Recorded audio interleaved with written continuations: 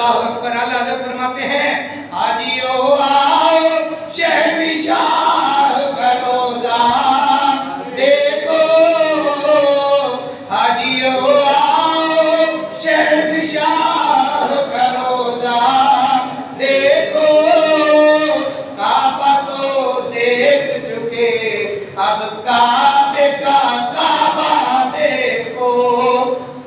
کعبے کا کعبہ کون ہے؟ آقا علیہ السلام کی ذات، جن کی ولادت پر کعبہ بھی جھوم اٹھا۔ جس شان سے آقا علیہ السلام کی پیدائش ہوئی اس شان سے کسی اور کی پیدائش نہیں۔ آقا علیہ السلام کی آنکھوں میں سرما لگا ہوا، جستے طہر سے خوشبو کے حلے آ رہے تھے، رخساروں سے نور برس رہا تھا، فرشتے سلام پڑھ رہے تھے اور کیا کہہ رہے تھے؟ فرشتوں کی سلامی دینے والی فوج گاتی تھی، جناب آمینہ سنتی تھی یہ آواز آتی تھی، سلام آمینہ کے لال محبوب سبحانی، سلام فخر موجودات، فخر نوع انسانی، ملا ہے آمینہ کو فضل باری سے، یتیم ایسا نہیں ہے بحر ہستی میں کوئی در یتیم ایسا۔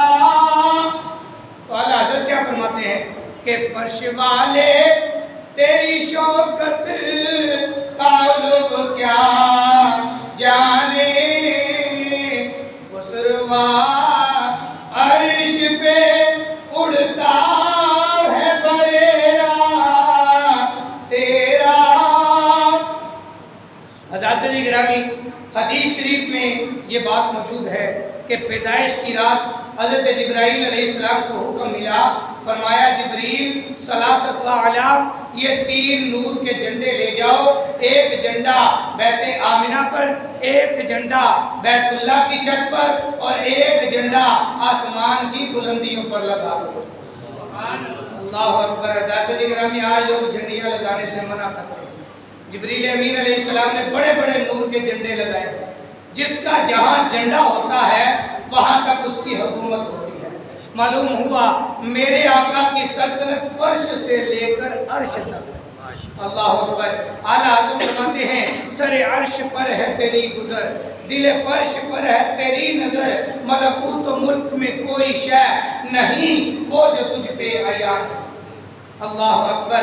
حضرات گرامی، حضرت حسن رضا خان بریلوی رحمۃ اللہ تعالیٰ علیہ آپ کیا خوب فرماتے ہیں؟ اللہ اللہ شاہ کونین جلالت تیری، اللہ اللہ شاہ کونین جلالت تیری، فرش کیا عرش پہ جاری ہے حکومت تیری۔